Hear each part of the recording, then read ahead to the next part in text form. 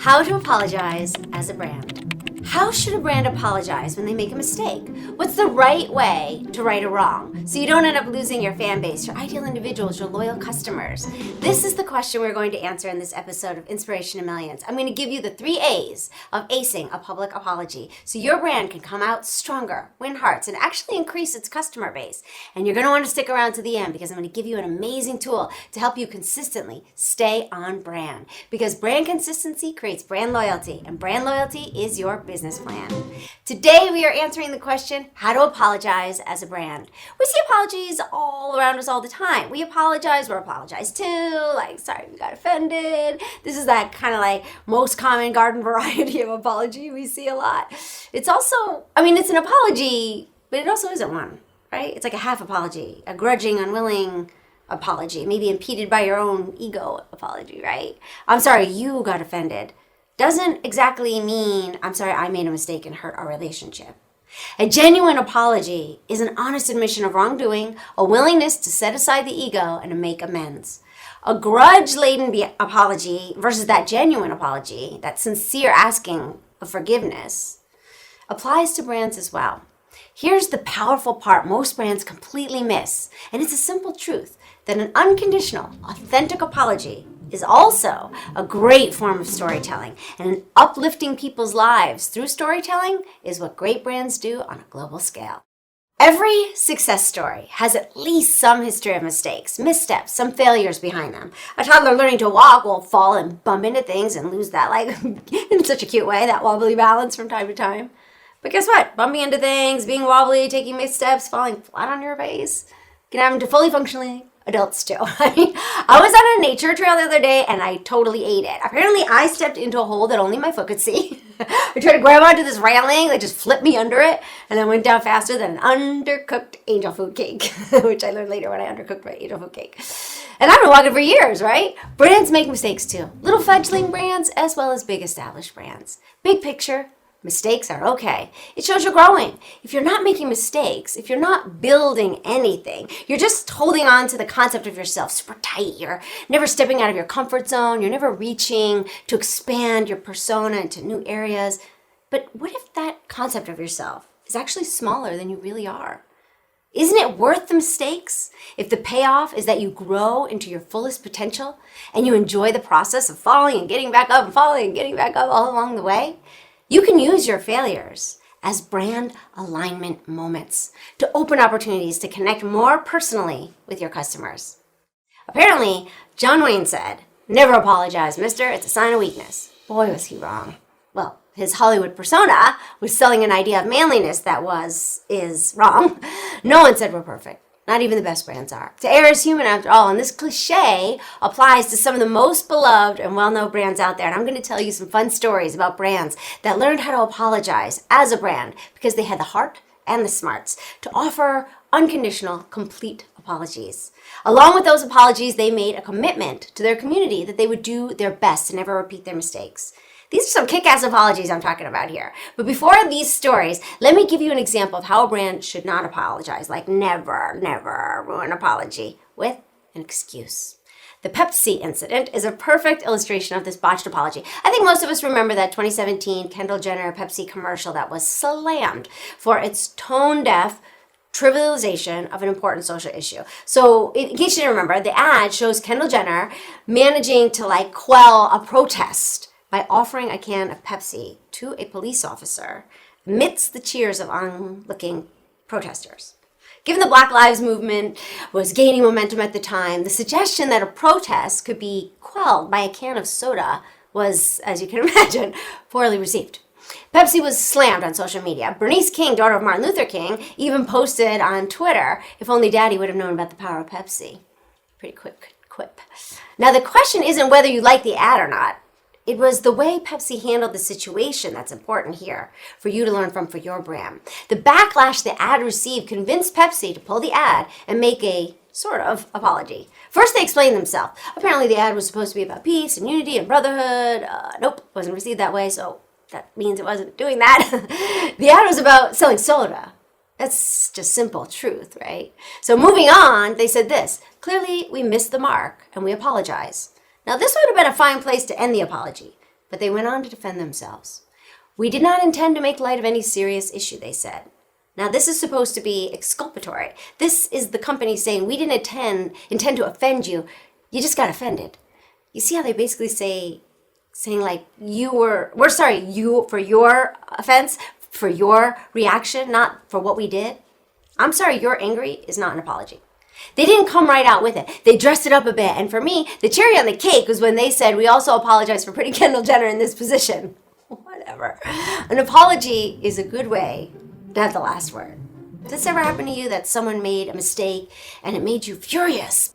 But then that someone said sorry. It was heartfelt and unconditional, and they meant it. You could feel that they meant it. And they didn't make any excuses for themselves. Didn't it just take the anger right out of your face? It just fizzled. And you start thinking like, why was I so angry to begin with? Now, we all know how well Starbucks handled the situation of 2 African-American men getting arrested in Philadelphia and the social media storm that followed. It was handled very immediately by Starbucks. In fact, the heartfelt apology by the CEO even helped strengthen the brand in the long run. But today, let me share with you the 3 other stories of brands that made mistakes and then showed they knew just how to apologize, resulting in their community falling in love with them even more. Their brand loyalty went through the roof. The OB line of feminine hygiene products disappeared from the market shelf sometime in 2010, and there was panic among the buyers. It was a distribution issue, and it meant that there were no similar products available in the market for a time for anybody. Buyers were angry. There was a petition for a return of the brand and even calls for a boycott of products from Johnson & Johnson until it returned. So the company decided to apologize. Not just a general apology, but a personalized apology to some 65,000 plus women. Each customer, get this, is so cute. Each customer received an email that invited them to visit the OB Tampon site where they could type in their name and have a sincere, gentlemanly young man sing them a tender apology song with their name in it. The company recorded the same song with about 10,000 different names so that each of their customers could receive a personalized apology. It was cute, it was special and memorable, and it really worked. And they even offered a discount coupon in the end. I don't think any woman could continue to be mad at the brand after this. It was just perfect. It had all the ingredients of a good apology, and moreover, it acknowledged the trust that was broken between the community and the OB brand. And that trust is given for personal reasons every time. And when it's broken, it hurts for personal reasons every time. So a personalized apology was exactly a restoration of their brand promise. It was a redemption moment for the relationship between the brand and the community. And the redemption moments are exceedingly bonding. Ever get back together after a fight stronger than ever? There's also the story of PwC goof up at the Oscars. Some of us may remember actually watching this.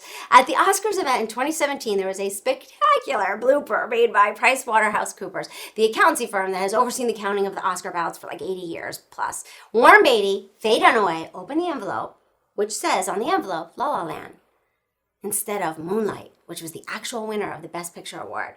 And PwC issued a brief but sincere statement apologizing to everyone concerned, including viewers. They even appreciated the grace with which everyone involved handled this unprecedented situation because they'd never made a mistake like this before. Further, they outlined the steps that would be taken to make the system foolproof to prevent any such errors in the future. It was straightforward, it was serious, and it was sincere. It was very PwC. Then there's the story of KFC. It's all about the chicken, right? But they ran out of it.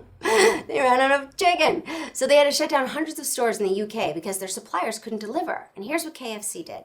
They took out a full-page newspaper ad that featured empty buckets that said, not KFC, but FCK. They literally apologized for their up in a witty way that got people smiling. The apology was straightforward with a little bit of that British tongue-in-cheek thing going on as well. The ad said, a chicken restaurant without any chicken? It's not ideal. Huge apologies to our customers, especially those who traveled out of their way to find we were closed. It's not difficult to be charmed by that, especially if you love fried chicken and there's a promise of fried chicken to come. I read somewhere that the most important trip you may take in life is meeting people halfway. Nowhere is this truer than with brands. Brands can't be arrogant. They can't afford it. They have to listen and they have to make amends. Brands are about emotions. So sincere mea culpa is always going to appeal to and soothe those ruffled feathers. Make it personal. Make it sincere. Make it believable. And throw in a dash of wit and self-depreciating humor if possible, if it's on brand for you the way KFC did in the UK. Everyone loves anyone who can make them laugh. So now, as I promised, without further ado, I give you the 3 A's for acing a brand apology. The first A is to admit the mistake immediately. Do it while they're angry. Remember what we discussed about taking the wind out of their sails, the anger out of their face? Do that. Don't wait. Don't discuss. Don't debate the pros and the cons of apologizing. And don't think about how to sidestep the issue or deflect blame. While you're doing this, while you're discussing the optics of the situation, there are people out there who are angry and suspicious and ready to move on to another company. Don't give them the time to break up with you and get over you. Win them back immediately. Show them you care immediately. Show them you want them back, that you're sorry. The second A is ask for feedback. While you're saying sorry, let it be known that you're open to suggestions. You're looking to make it up to them for your mistake. Eating humble pie is good for a brand. It shows that the brand doesn't presume to know everything and that it's willing to set aside its ego in the interests of its ideal individuals, its community. This gives people the feeling of power. It makes them feel that a brand that they trust, in turn, chooses to have faith in them. This shows vulnerability, that the brand doesn't consider itself infallible. They put themselves out there. They're thinking. This is a powerful way to connect. And the third A is apologize for your actions. A brand needs to make amends. Customers want to know that this won't happen again and that there's an actual working plan towards avoiding this in the future. KFC and OB Tampons resolved to sort out their delivery distribution issues so that their customers wouldn't have to go through what they did ever again.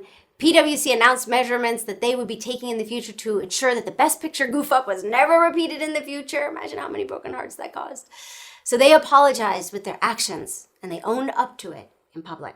KFC took out that full-page newspaper ads and OB Tampons effectively created 60,000 plus personalized apology songs.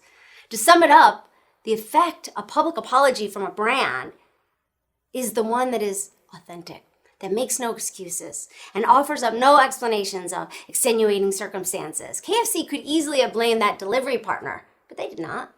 Just, we're wrong. It won't happen again. Let us make it right. Remember, apologizing isn't about being right or wrong. It just means you value your relationship with your customers more than you value your ego. So what can you do as a brand right now to create this powerful connection with your community? Don't wait for a major goof up. Instead, look at the sort of feedback you've been receiving from your ideal individuals on different platforms over the past months or even years. What are the complaints and the recurring conversations in terms of delivery or distribution issues, quality control problems, customer satisfaction, customer experience? Consider creating a social media campaign that asks your ideal individuals to participate. Make it fun or make it sweet like OB did. Possibly create a game or an incentive to increase engagement and participation. Ask how you can make it right for them. How can you improve for them? What changes can you make and where for them? Give your ideal individuals the power to participate in the processes that will impact them. Emotionally engage them. Let them know they matter to you. Show your vulnerable side that makes mistakes and have the honesty to own up to them. And at the same time, demonstrate your power to make things right for the people that matter most to you. Let them know their interests and their well-being is what matters to your brand. If they are emotionally invested in your brand, they will stay in your brand. And if you do make a mistake, because no one is perfect, remember the 3 A's to acing the public apology. They're to admit the mistake immediately, ask for feedback, and apologize with your actions. And before I sign off, I want to give you the gift I promised, the branding checklist, to ensure that you stay on brand at every turn. You can find the link in the description.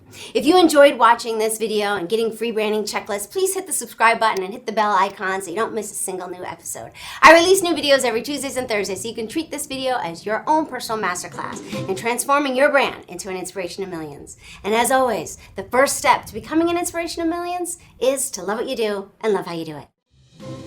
Thanks for watching. Don't miss out on a single thing. Subscribe below. And here's something else I think you'll love.